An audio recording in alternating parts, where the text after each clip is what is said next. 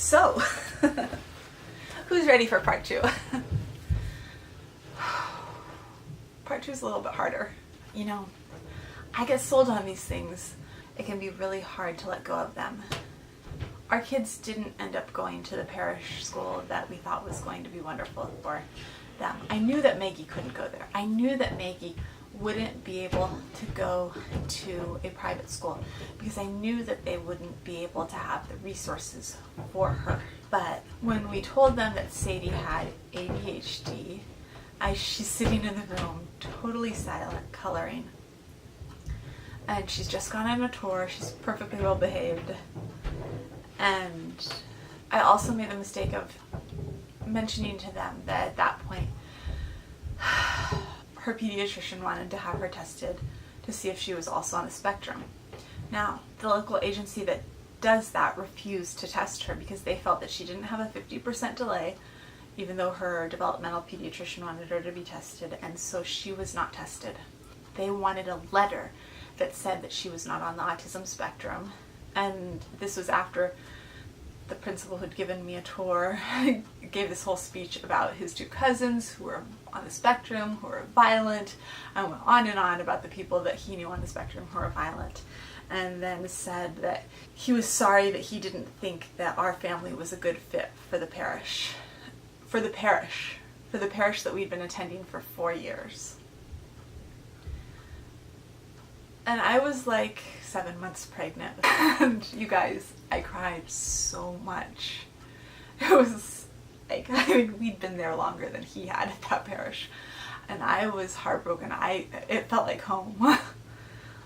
We left and never went back, and we found another parish, and Sadie went to school there, and academically, she did fine.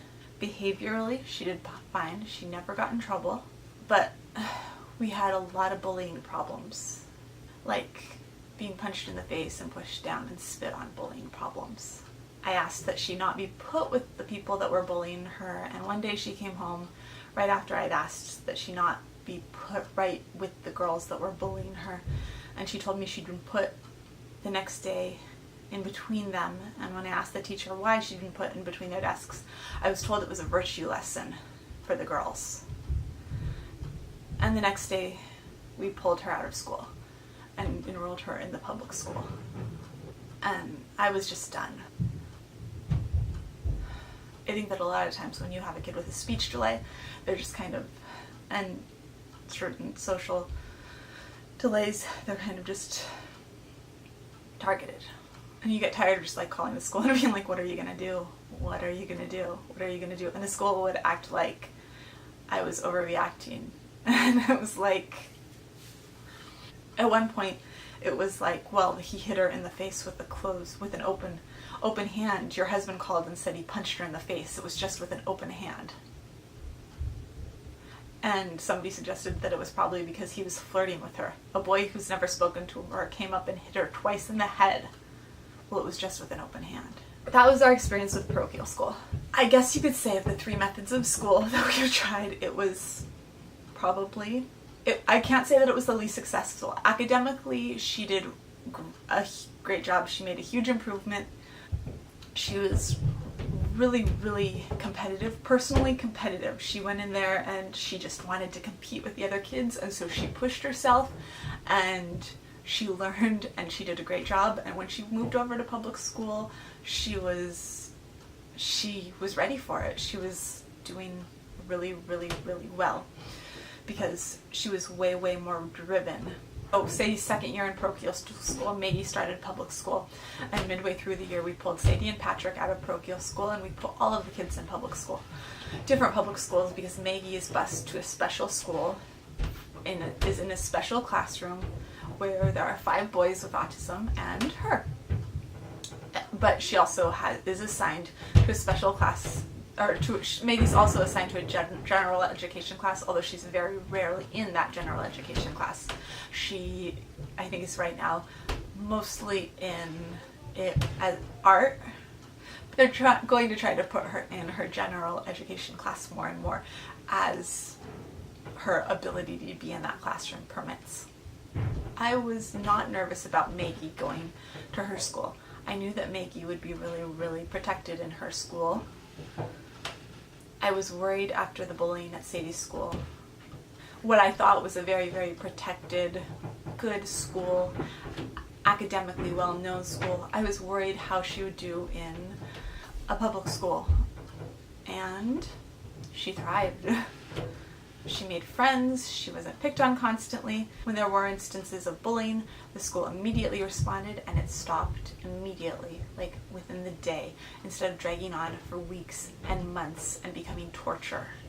Because the school responded and actually did something instead of just sitting around and not doing anything. That is our experience. So for us, part of this has been like me letting go of my preconceived notions of what I thought would be best for our family and actually doing what was best for our family. Like looking around at the situation, looking around at the resources, and actually doing what was best for our family when I saw what was actually offered. I'm in a lot of groups online for moms, and a lot of times there are moms that have special ed kids that think that private school would be best for their kids. And we're not talking about like a special ed private school. We're talking about like the private school that their maybe religion is, not a private school with special resources. Usually, surely, after a short amount of time, if they do go with that school, if they are accepted into that school, there will start to be posts about problems and sometimes even suspensions in preschool, and it usually very often goes badly. One thing I like to start with now is just by saying this isn't always the case. I mean, if there is a private school for kids with special needs, that's totally different. But if you're looking at a private school that isn't for kids with special needs and you're comparing it to like a public school that does have resources for kids with special needs, and they're actually offering you resources at that public school for kids with special needs, I would definitely consider it. Because public schools a lot of times have funding and resources that private schools just don't have. Like with a kid like Sadie, that wasn't the case. This is totally different than Sadie with her bullying, because Sadie only gets speech. Sadie and Patch are in school, but they are in public school, but they only get speech. So that's kind of a totally different thing. But like for a kid like Maggie, who needs a lot of resources, who's in OT and speech and basically special things all day long, she needs resources that very, very few private schools are going to be able to come up with. And so that's when public schools are really, really awesome, or some public schools are really, really awesome. Most private schools aren't going to be able to meet those needs. And so if you're like looking at your church's school and you have a child who has autism, it might be time to start to reconsider. I know that that is really, really hard, but it can be really, really rough on a kid to not have the resources that they need. This was a hard one lesson for us, and I wish I'd been a little bit more flexible a lot earlier. If I could go back and put our kids in public school programs a lot earlier, I would, because I think it would have been, number one, developmentally better for them, but number two, it really would have saved us a lot of heartache. The places that they were, the programs that they were in, just didn't know how to deal with the problems that they were facing. And I guess my conclusion is still keep your options open and not get too set in any one thing. Like if public school became not the right option, then we would have to regroup and reconsider and look around and be like, okay, now what? So far though, this is what has worked out for us. This is what we've learned. We have learned that this is where the most help is for our kids, but also where people have actually listened and helped and been compassionate.